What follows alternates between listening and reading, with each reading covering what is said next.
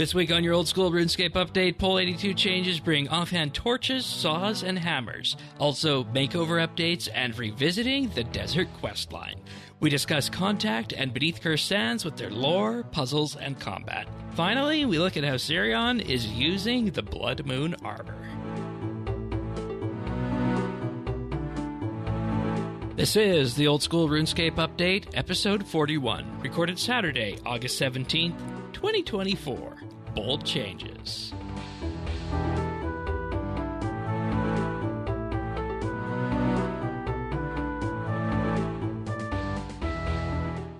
Hello, everybody, and welcome to another episode of the Old School RuneScape Update. Cireon and I are in this week, and as the headlining update of the week might suggest, you would think that we would have been off doing Slayer this week, but that's just certainly. I did.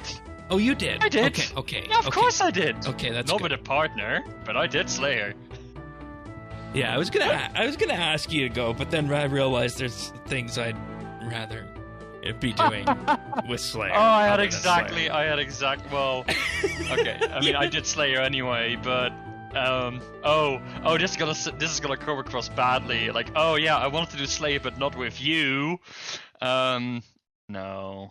We wanted to use the limited time we Slayer had is in my the least same. favorite skill in the game. We wanted to use the limited time we had in the same time window together to do some quests, because that's more fun than doing Slayer together. You say that. Anyways, more on that later, folks. Of course, if you're joining us for the first time, we talk about the RuneScape updates each and every week, and we also, of course, fill you in on the progress of our accounts, which is decidedly mid-level still at this point, venturing into the mid to high-level range. But if you want to see our show notes, we have those over at update.show/OS. So, without further ado, Slayer partners, let's start with that this week, and then we'll go into the patch notes of the week.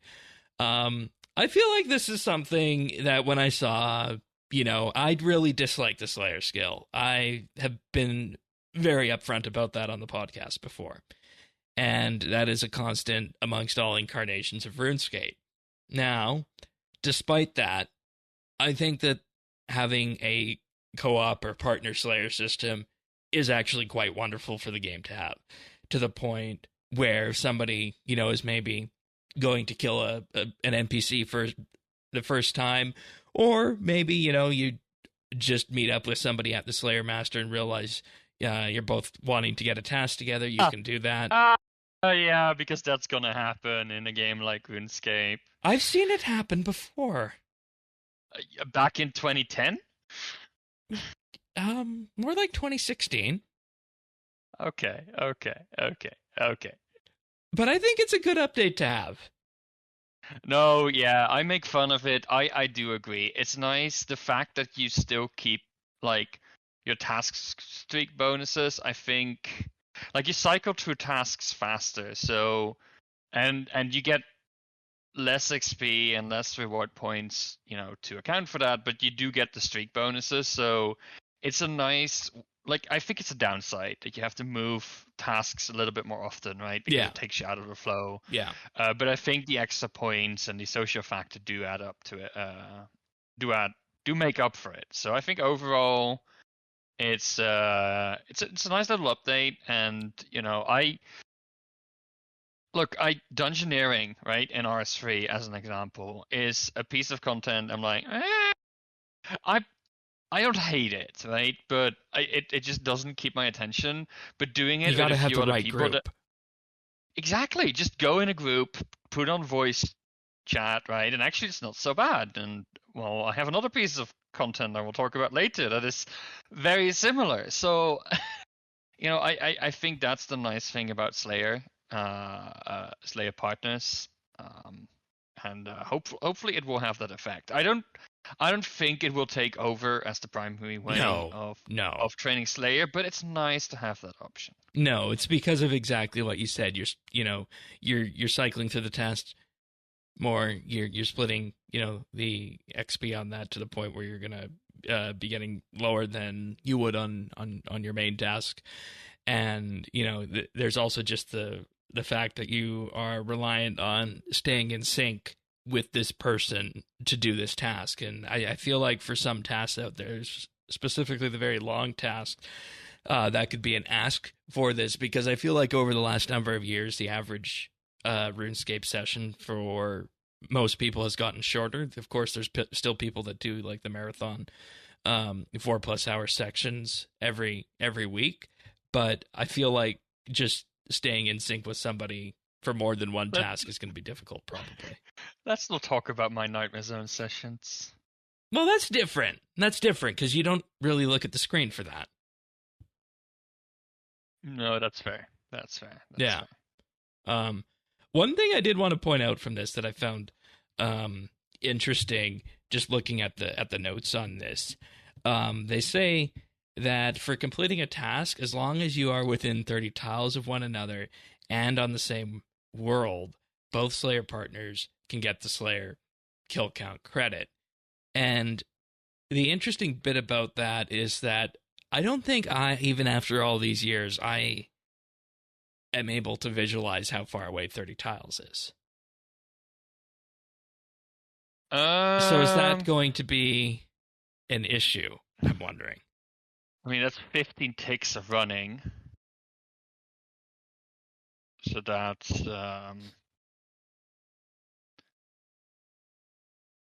that's 9 seconds of running in a straight line in a game. Yeah.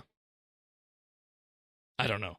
That was just the one thing that I thought, okay, how are you gonna, know about this? But I guess if you're, within a few blocks of each other, it's fine. And most, I guess, I'm just trying to think. Okay, I'm just in game. 30 tiles is about from the Varrock Fountain to the West Bank entrance. That's about 30 tiles. Okay. That's not too bad then. And I think that encompasses probably most areas where you can do Slayer. So maybe not an issue, but I just have trouble visualizing that. And then specifically the part about preventing abuse as well. A task completed this way will only count as completed for both players if each of them has killed at least 20% of the required monsters. Yeah, I think that makes sense. Yeah. It's to avoid that you're boosting your alt with it. So that, yeah, to me that makes sense. Because the other option in that is you bring somebody along and then with that you just park them in the corner and have them get Slayer XP for it. And I mean, hey, okay, maybe some people would like that, but that's really not within the spirit of the game now, is it? Exactly. So, overall, I think it's a good update to have, and I wouldn't mind trying this out one day, but I don't necessarily know what the best Slayer task for that would be. What would that be, you think, in this day and age? You definitely don't want one of the bursting tasks. You want to do those by yourself. Yeah. I don't know, Demons? maybe something... Black Demons?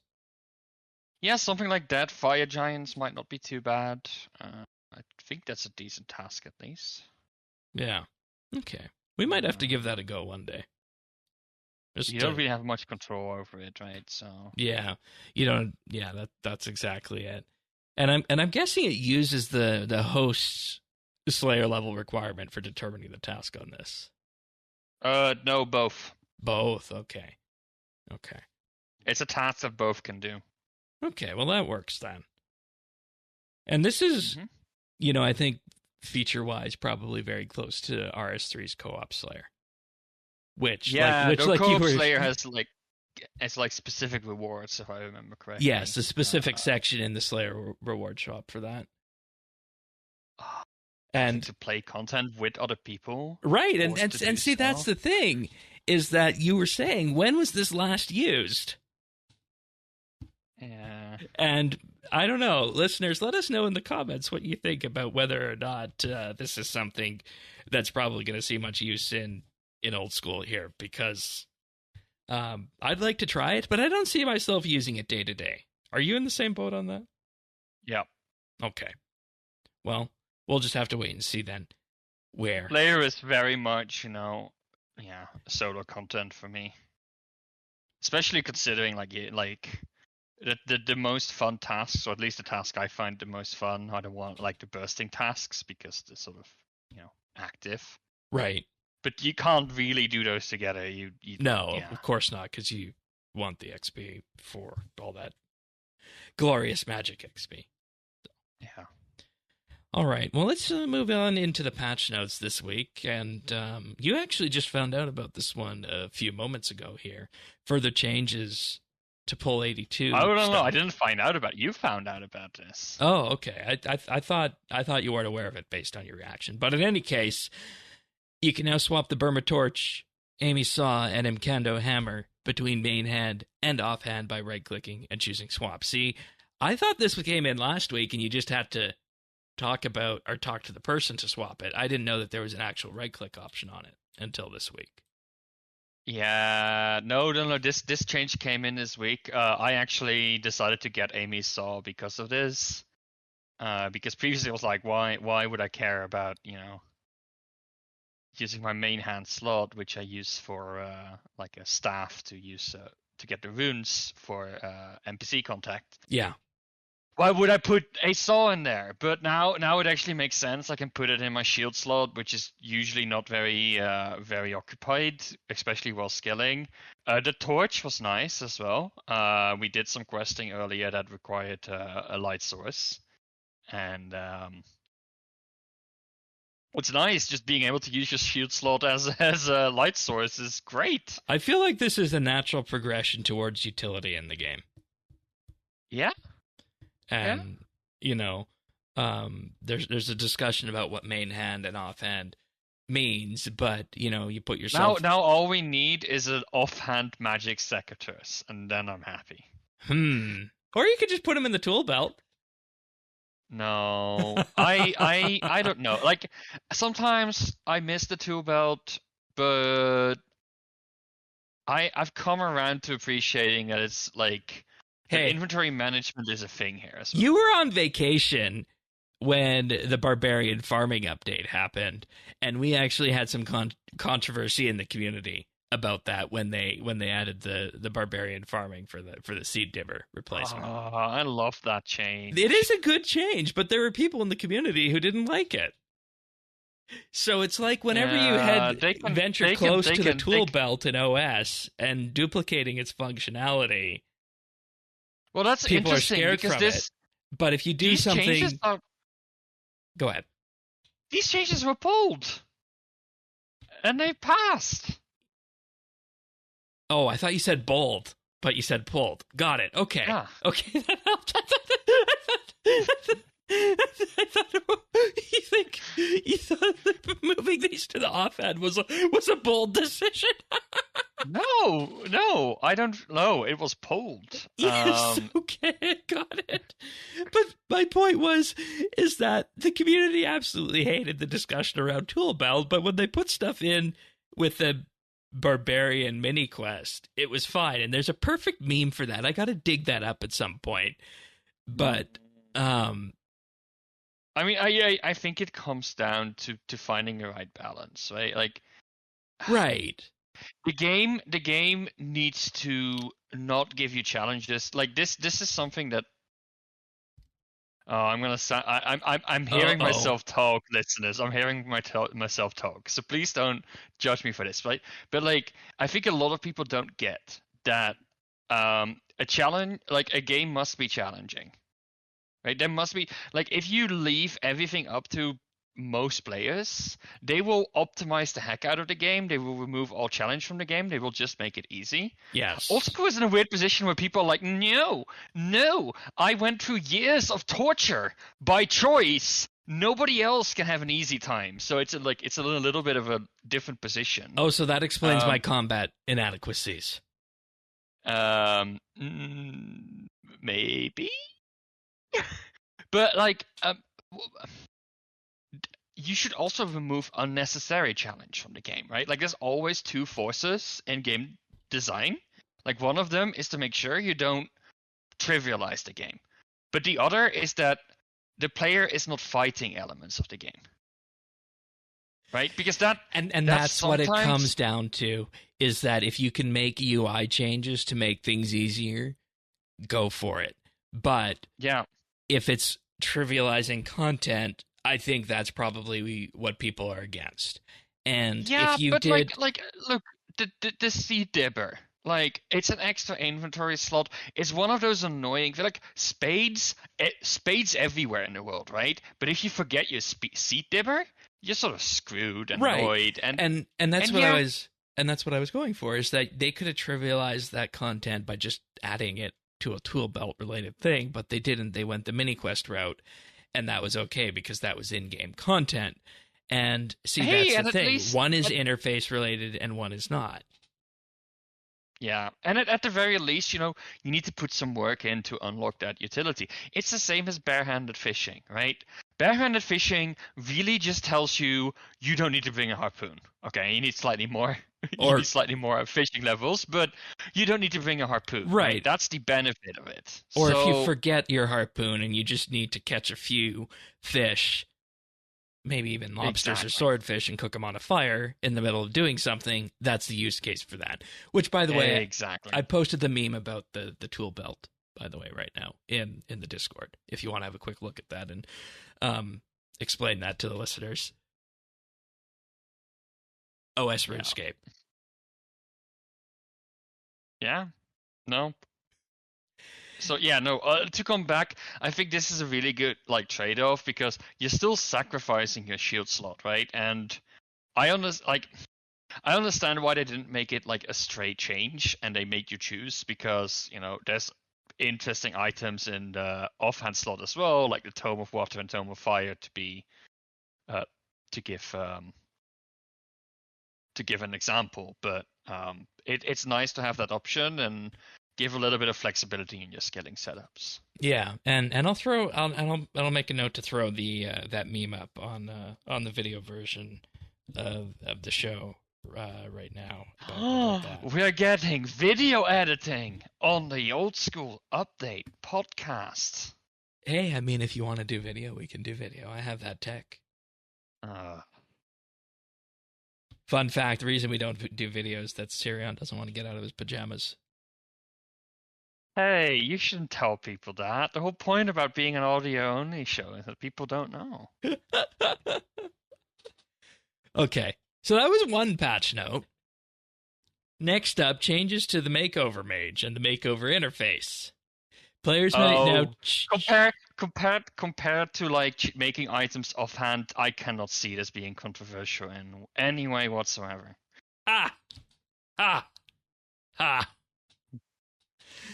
Players may choose between body type A and body type B, offering the freedom to pick either body type without the restriction of gender labels. And yeah, you know what the A and B stands for, right?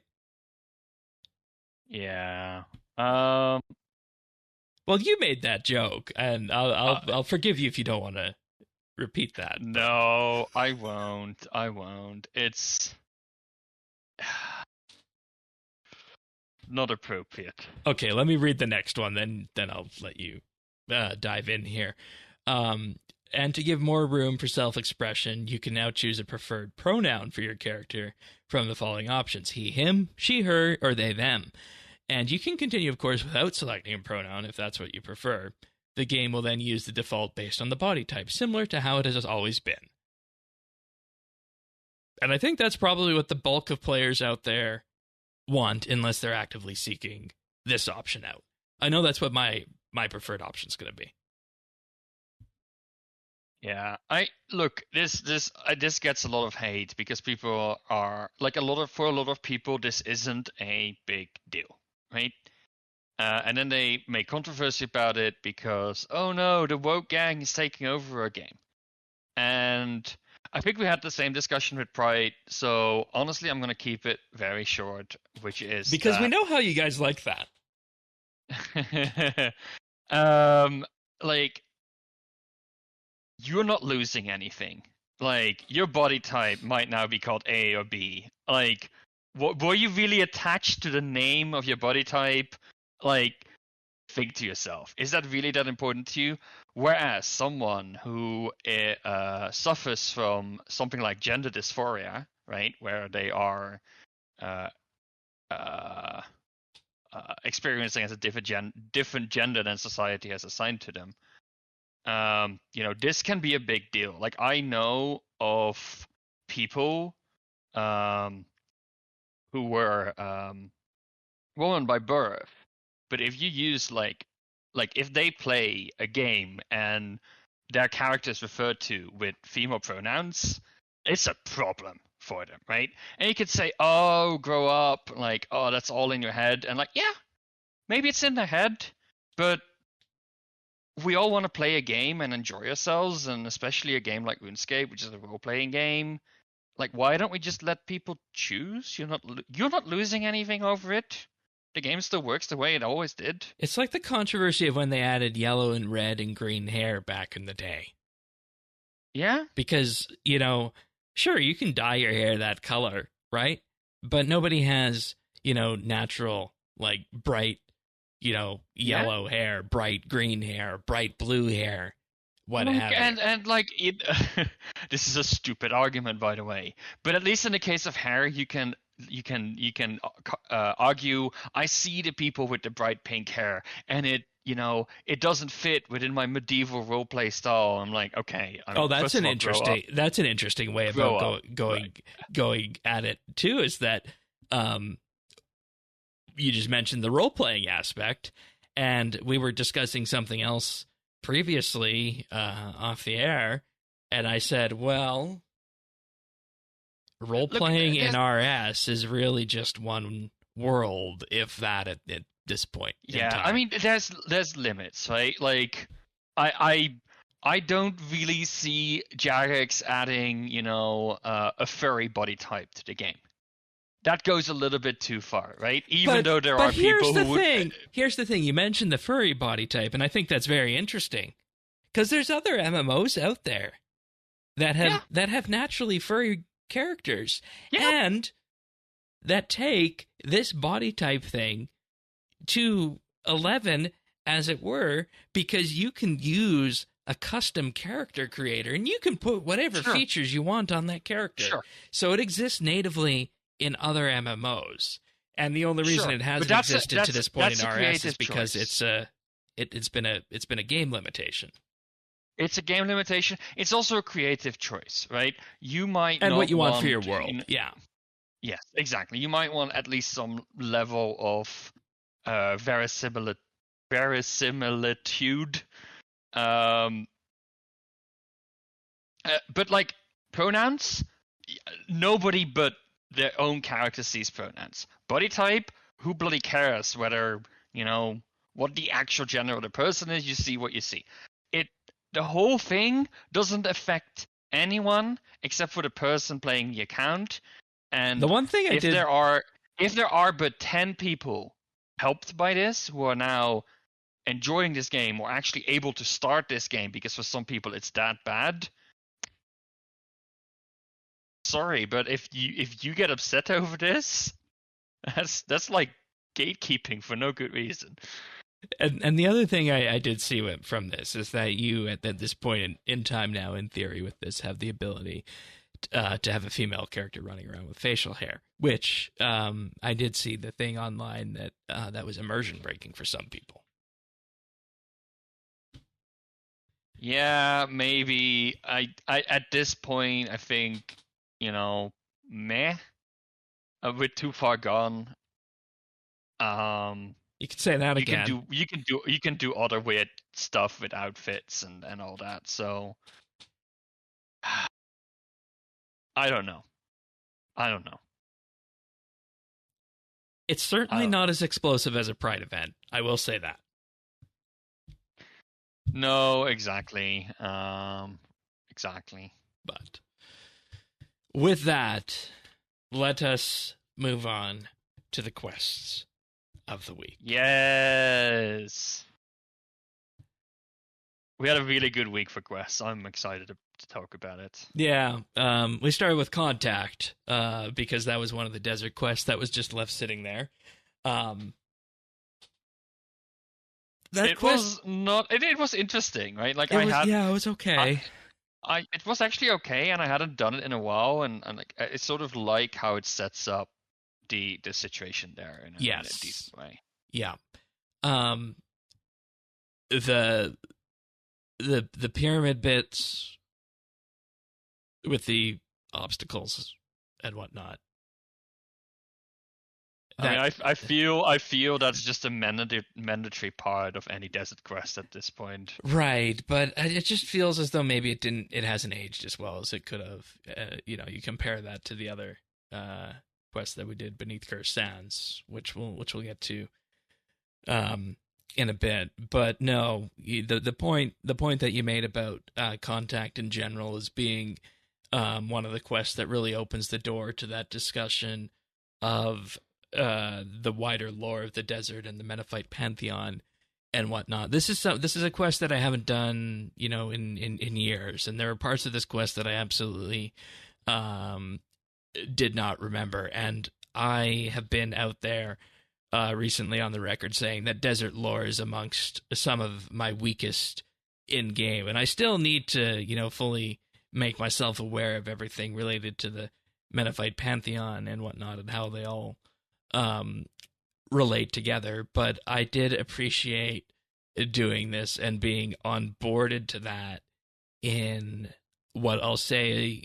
story-wise, even if some of the mechanics in Contact haven't held up over the years, I still feel like story-wise this is a good quest. And if I was rating this quest and I was just to suspend belief and not talk about how mechanics and whatnot might have aged on it, this would be my typical 4 out of 5 quest. Contact, at least, would be. Yeah, no, I like Contact a lot. I'm also not very strong on desert lore, and I appreciate it. Like, I think what I really like is that there's a level of simplicity to the lore, right? Like, bad god trying to take over the world by stealing all of the souls from the living. There's something cliche to it, but it brings just enough nuance with like the different characterizations of the gods and sort of the different cultures and sort of the human element and how politics feeds into it as well, that it holds up really well. And also on that, they're able to tread that god line, or somewhat character just below god line. What do we call those again? Demigods? That's a demigod, right? Demigods. Yeah. Yep.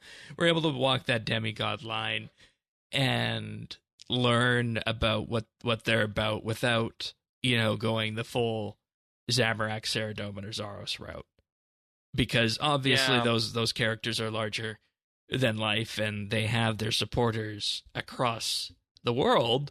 But the difference with the Menethite pantheon is you have different groups of people in different areas of the desert supporting them, and there's actually very distinct differences there, and it's represented in terms of something that you would actually, I think, see in the real world in that regard. We don't have gods hypnotizing people in the real world. Well, just like the general differences between religion is what I mean, based on region. Yeah. No, exactly. Yeah. And but maybe we do have gods hypnotizing people in the world. Yeah, I like about the desert quest, that they don't pretend to be bigger than they are, right? They're reasonably isolated, and they involve some recurring characters as well. I appreciate that. Like, I always like it when quests have an element, like a more human, like a more personal element, where there's like actual characters. So, like, for the Elf quest series, for example, it's Elena, right? She is sort of the recurring character throughout the entire quest. Yeah, and it helps ground it in a world like. Because otherwise, everything just turns into the abstract, and I think that's the direction RS3 took, and that's where I sort of tapped out of the quest. What a week to be saying that. For people who don't follow RS3, it was announced that RS3 is returning to the desert storyline later this year. But I think like the whole Manifold storyline, it in RS3, it was tainted somewhat by the reputation requirements of Manifold to begin with. Yep. But like it I don't know. Like, it all felt. And to be clear, we haven't got the desert finale yet in old school. We have Desert Treasure 2, but that's more of a Majorat thing. Oh yeah, that's a module. No, this is like Desert Pantheon. Yeah, exactly. Like very different. So we haven't storyline. got that yet. And honestly, like the cliffhanger it ends on, like I told you immediately, I want the quest, like the Desert Quest finale now. In like, give me the Grandmaster quest where we face off against the Devourer, like now. That I think it would be really cool, right? Like it feels interesting to me. It feels contained, but the stakes are high. The story is interesting. I don't know. Like I feel the mystery with Manifos and the way that they had to sort of shoehorn it in to make it accessible and approachable for the mid-level. I don't know. I think they lost a big opportunity there. Yeah, and I mean, at this point, we're kind of venturing into where Contact ends and Beneath Cursed Sands begins on that, because you mentioned like the entire thing working up to the finale here, and obviously following Beneath Cursed Sands, you have the mini quest that unlocks the Tombs of Amascut raid, and you have, or surrounding that area, you have obviously the modern looking old school graphics. As much as, you know, somebody who's just turning this podcast on and hearing that be said, modern old school graphics, what do you mean? You'll know when you see them, of course.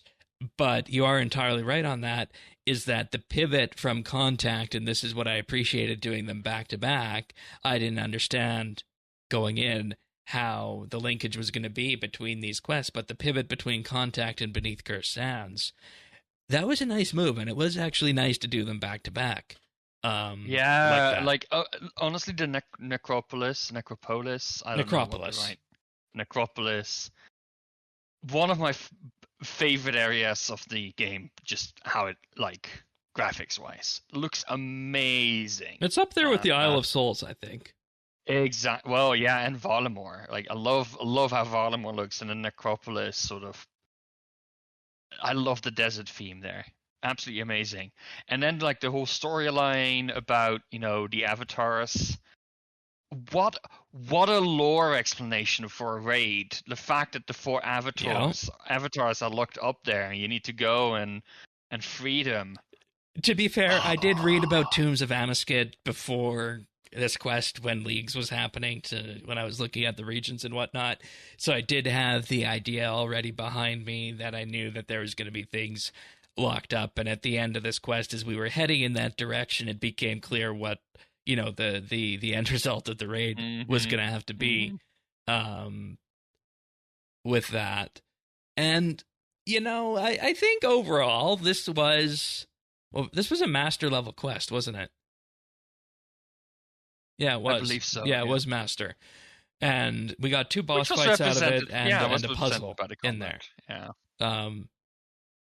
I want to talk about the puzzle first, because I feel like we don't talk about puzzles enough in quests anymore in this day and age.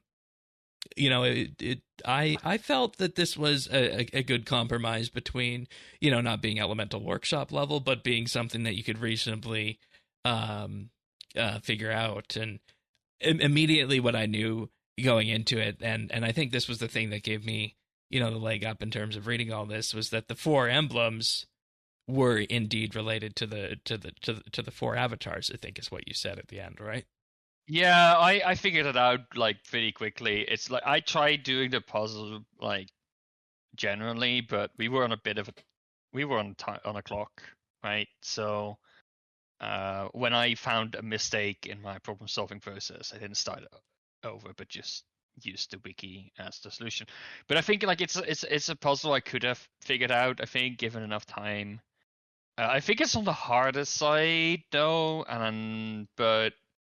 but the good thing about it, even though it's hard, is that it takes place in one room, and if you screw up, you're not necessarily, you know, going to the bottom of a Temple of Light to reset. No, that's true. That's yes. So that is something I think to be appreciated about that, and you know, I do have to point it out for anybody who likes doing quests with guides and not necessarily quest helper, that the wiki actually has a good way of going about this with color coding and whatnot that makes it relatively easy to follow on that. So Yeah. Combat? Yeah. The final boss, I mean, for me was actually straightforward. You struggled a little bit more with that. It was the first boss, the ranged boss that it didn't take me a lot of effort. I just didn't like it. It felt it felt very scruffed the way I killed it. This is honestly the first boss, the Champion of Scaveras, is basically a miniature version of Commander Ziliana, with actually an extra mechanic involved in it. Because in the Ziliana fight, most of the time you can just ignore the minions until the end. And what I basically did in this one is the same thing that I did with Ziliana, where I just ran around the edge of the arena, and as I was running, every so often I would click on the boss to deal damage with that. And the only thing I ran into there was I didn't realize that the scarabs would leave behind the pile of goo that would damage me. So I was just letting the scarab go, and I was trying to kite it, but then I realized I was making this huge, concentric circle on the ground that I was initially going to run into. So killing that was the way to go. And the only other issue I think that came up with that one is that I wound up a few times missing on the shot to take down the big shadow portal. But we'll chalk that up to using a rune crossbow and not something better.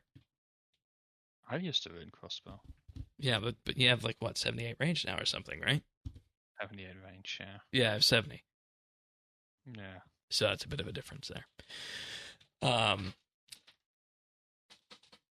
Then we get to the Metaphite Ack. And it's interesting you say that I had more difficulties with this one. You know what's interesting, though, about that is that it took me more attempts because the Metaphite Ack is more punishing if you mess up. Yeah. But I actually found the Metaphite Ack simpler. Oh, yeah, I agree. I didn't mess up, so that's why I breezed through that fight. I mean, I messed up once or twice in the beginning when I was learning the ropes, but yeah. It's movement. It's movement. Yeah, it's movement. It's movement. It's your bane, right? It's your mortal enemy. It is, and I don't necessarily know what the issue is with this, and maybe it's just the way I was going about this on my first attempt with it. Is that I finished the Scabarite Champion of Scabaras boss fight to the point where my entire arm was tensed up because of how I had it and how I was sitting. And I'm thinking that maybe that was part of the thing that wound up causing me problems on the Metaphite Ack, aside from, realizing the darkness of screen mechanic and the lightning on there. And the thing I think that we take away from this at the end of the day is that, and this is something I learned with our last boss fight too, and I think my biggest takeaway from all of this is that rather than, reacting to the fight and adjusting as you go, I feel like every fight that you go into in old school, as long as you know the mechanics and as long as you are prepared for it adequately in the forefront, I think you're going to be okay with that. And the difference is that old school is the only game that I play like that. Obviously, I do a lot of PVM on RS3. I play the occasional MOBA as well. So you can kind of see where the breakdown happens for me in that regard in terms of transitioning back into the old school combat system. Yeah, I think a lot of the old school combat, and this is something I appreciate more about it, is that it's more of a puzzle almost, right? Like it's right. Very much, you can't just expect to come in there. Like some fights, yes, like most simple fights, you can ignore the mechanics and be fine. But I think the idea with especially this fight with mechanics is you need to understand the mechanics and you need to deal with them rather than just assuming that your death stare will kill any boss in your way when you're max combat. Right, and that's my thing in gaming in general is that I like my power fantasy in that regard, and I've said that since day one in old school. I just want things to die when I look at them. That's fair. It's just not the game that old school creates and is, right? And that's something you're gonna have to either come to peace with or keep banging your head into. There was no banging my head into this. I banged my head into RS3's newest combat system for about a week and a half, and I came away from that successful. But and I sort of appreciate what I appreciate is that once you get the mechanics down, I mean, there's a few exceptions, but I like especially the mechanics in old school where if you got them down, they're fairly easy to execute. Whereas I think a lot of other games, a lot of the combat difficulty is in the actual execution, and that's the kind of game I don't like, because I don't like the sweaty front of your seat. There you go.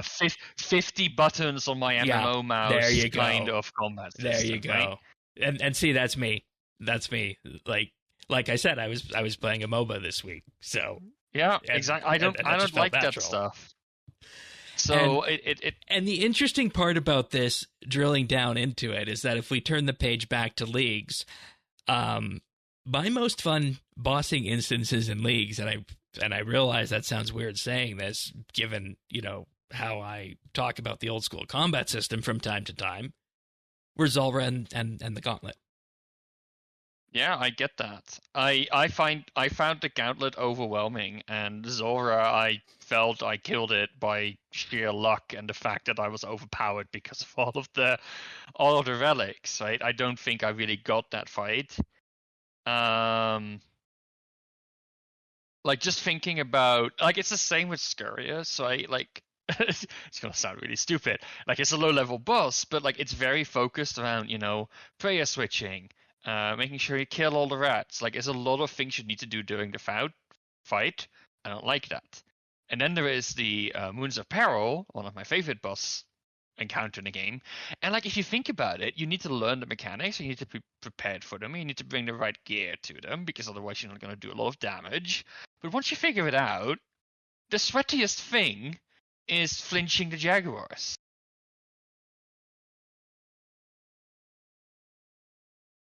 Yeah, and I never and I'm sure once you figure out how to do that, it's you do it second-handed, right? Exactly. Or the Mirage phase of the Eclipse. Absolutely, my favorite part of any boss encounter in all of old school. Maybe all of RuneScape, but well, to be fair, you haven't done raids yet, so just you never know, right? Nope. Can't wait though. Can't wait. Yeah, you can go report on that. I don't think I'm having any part in that.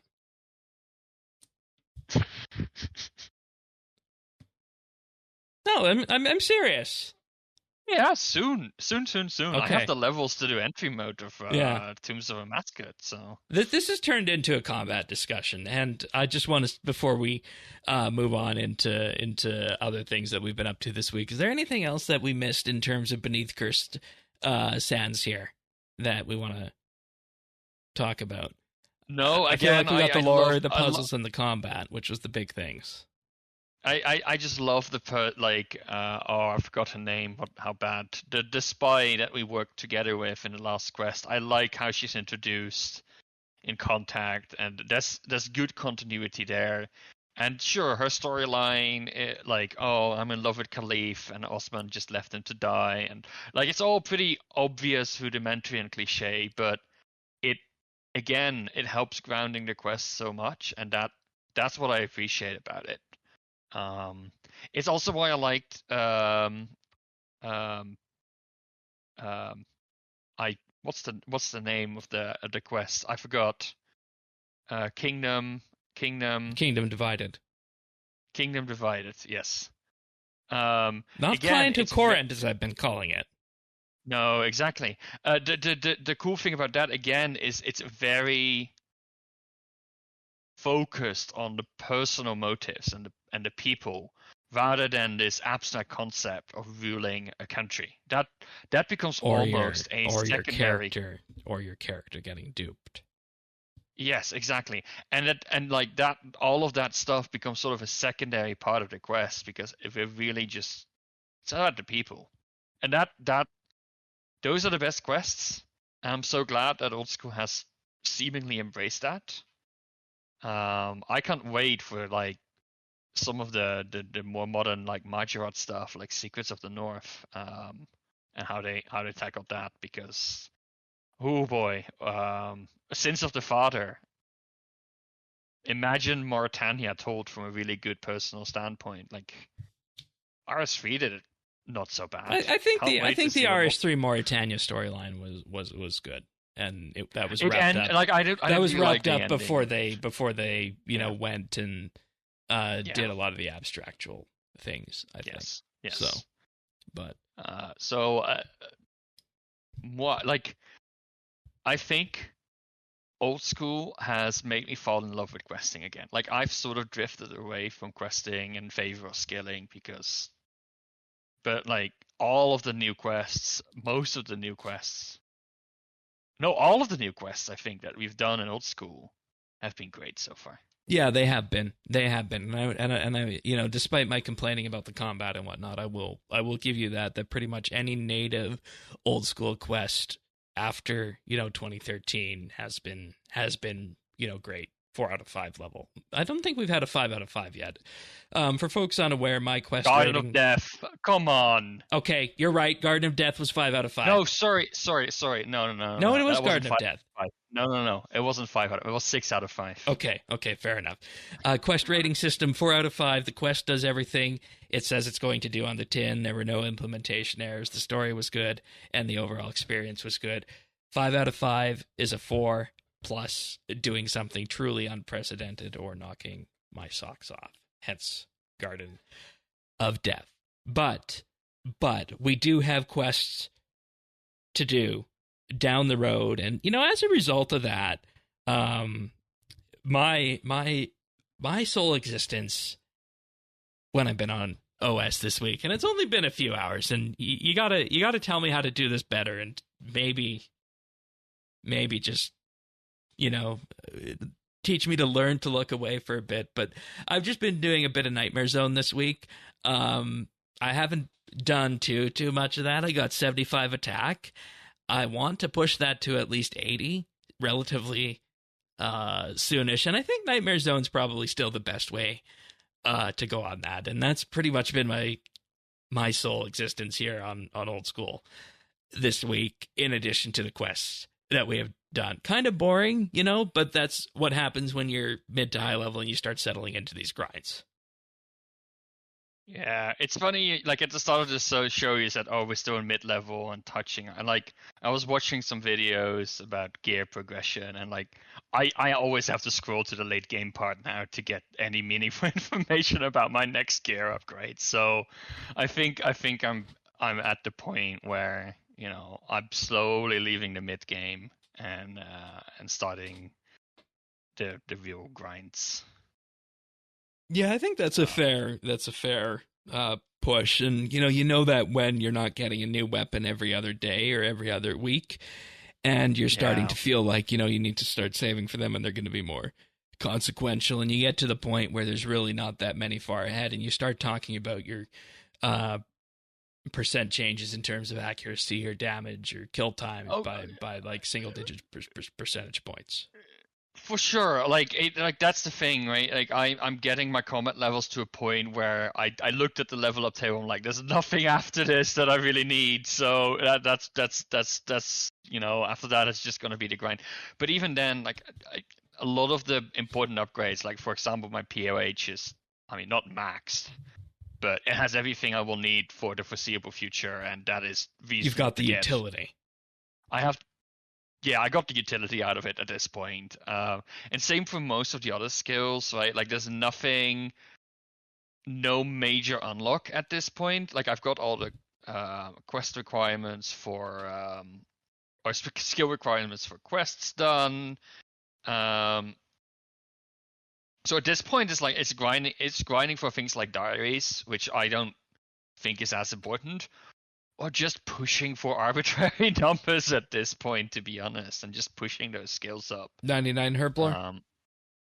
No, that's not happening anytime soon. I don't have the money, but that's really been and I think that of all things is the best indicator that you're entering the end game, right? When you've sort of gotten your account in a pretty good state. Like, even looking at my gear, it's not quite where I want it to be, but we're getting to the point where all of the gear upgrades are starting to be expensive and going to require serious GP grinds. Yes. So, like, gear-wise, my upgrades are going to be few and far between, and actually over the last week, I went through a bit of a spending spree. My cash stack was dangerously low at some point during the week. But I got myself the entire Blood Moon set, for example. It has the same strength bonus as Bandos. Oh my god. Nice. And we all know strength is king, right? And we all know how much I hate Barbarian Assault, so sell me on this set. So it has the same strength bonus as Bandos. It has two downsides. One is that it degrades, like Barrow's armor. Yeah, so I mean, that's not a big deal. It's gonna cost you over time. I kind of like the set effect as well. So it comes with a set of weapons that I also bought. I'm gonna butcher this. Duo Makuhuatl. See, this is a rule when you're DMing for D&D. You never come up with names that you can't pronounce yourselves. Right. But yeah, the Makaras, there you go. We'll just call them the Makaras. Are really interesting because they are only really good against low defense because they are more impacted by accuracy rolls.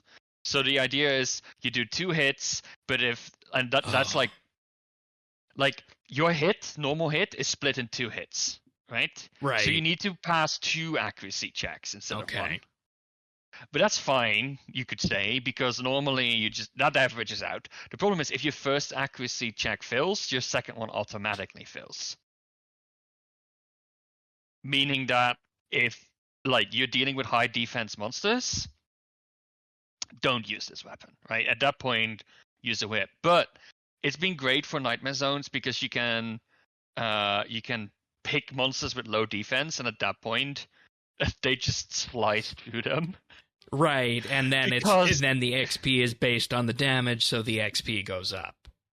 Yes, I've seen, I think, like an almost 25% increase in my XP rates, switching from Obsidian, not with Berserker, mind you, from Obsidian with my whip. Yeah, that was an interesting combo that with the that I don't think necessarily panned out for me was, and I think it was probably because I was over leveled for it and I had the whip, just going the full Obsidian route. But anyways, carry on. Yeah, so that worked pretty well. That's been I've been getting combat levels left and right. I got 80 defense at this point. I'm really, really, really close to 80 attack. So what you're saying is that I should, rather than pushing for 80 attack first, I should be pushing for 75 strength first to get this weapon set. Absolutely. Get it. It will help you. It's lovely. It looks badass too. No, okay, I thought you were going to say it looked bad, and I was going to say it actually looks pretty good. It looks badass. So I've been really enjoying it. So that's been one of my gear upgrades. The other gear upgrade is I got 80 magic and 80 defense, so I swapped out my Mage's Book for the Eladinus Ward. So that's more magic damage bonus. And see, is great. And see, this is the interesting thing about old school combat, and I don't like the microing of it, as I made clear in our quest segment. Yeah. But at the same time, the horizontal design space in this and what they've done with that is truly astounding. And the fact that you're able to afford these things that are 1 or 2 steps away from Top Gear. Yeah. With no, I mean, I love with an income that is not PVM based yet. Yeah, exactly. No, like the interesting thing is like the Blood Moon, like chestplate and the tassets, right? I will be using them instead of Obsidian because they're a straight improvement on Obsidian. I will not be getting rid of my Guffins because No, I mean, that's besides a the utility. Guffin set effect, that's my tank armor, which Yeah. the Blood Moon set defensively is on most fronts worse than the Bandit Well, I set. mean, yeah, Like, you can see it. It's got 50 defense to wear. yeah, exactly. And you notice, like, the only thing I think it does better at than Bandos is magic defense. So even once I get Bandos, they're still used to this set because that's the great thing. I think I'm getting to the point where there's very few gear upgrades that will become obsolete down the line. Yeah, that's a good way of putting it. Previously, right, you would get a new set of gear and you would sell your old one. That's happening less and less. And I'm all here for it. Like, I love it. Yeah. What about that other thing known as the Fighter's Torso? Any desire to go for that in Barbarian Assault? I think it still has. I don't know if it has been. I think it still has purpose because it would replace my tank armor because it has really good defense and the strength bonus. Yeah, and see, that's something that's persisted through years too, and that's why it was always, exactly. up until Bandos, the one you go for. But obviously, we have other choices now with the Blood Moon set, as we've just detailed. But speaking of the fight, also, I did spend some time today at Barbarian Assault. There were a few clannies that wanted to go, and I've been putting off getting Kandarin task sets done because I was like, I don't want to bother with randoms at Barbarian Assault. Never. You say that, I really don't think it's that, like, never. The content aged okay, especially if you do it in a group. It's really not that bad. For how old it is, I think it has held up. I didn't hate doing it, especially when you're in a group that doesn't mind like the mistakes.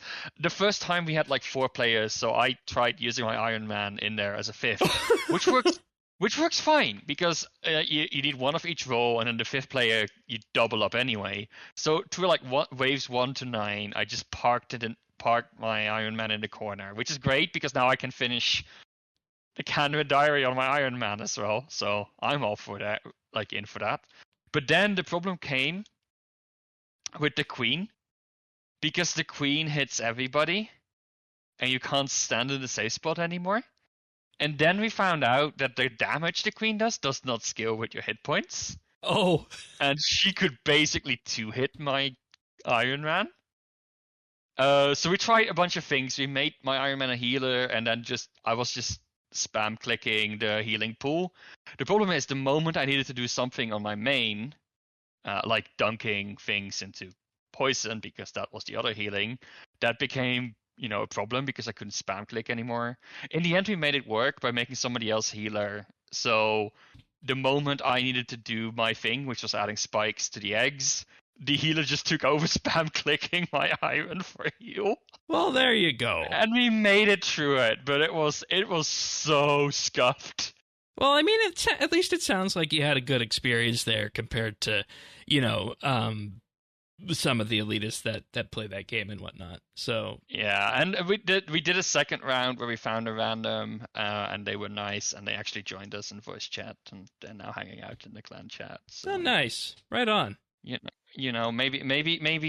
the game isn't as antisocial as. No, I don't think it is, and that's how you recruit clan members. And by the way, anybody who likes questing ought to check out Clan Quest. Just guest in the clan chat, and if you like what you see, you want to be a part of that, we have an application form on our website, or just ask one of the keyed people in there how to apply, or join the Discord as well, which is discord.clanquest.org, and look for the OS channels if you like questing, or even if you don't and you just like us and you want to be in the same clan as us, you can do that.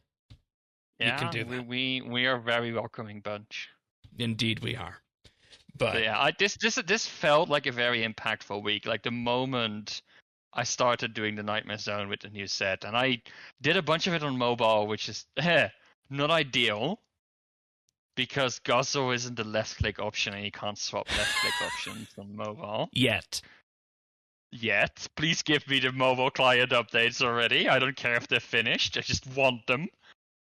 But like I've been doing it during work, so actually, I was a bit scared because I was like, I need like 40 hours of content, of like training to get to like 80 around.